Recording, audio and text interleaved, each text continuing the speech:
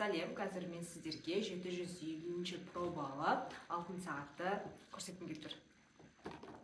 Так, қараңыздар, осындай упаковкада қасына запас ремешогы жүреді. Так, и вот так. Мына ішінде салынатын болады бұйырса упаковкасымен. Вот так. Можете заказать. Очень красивая. 750-я проба.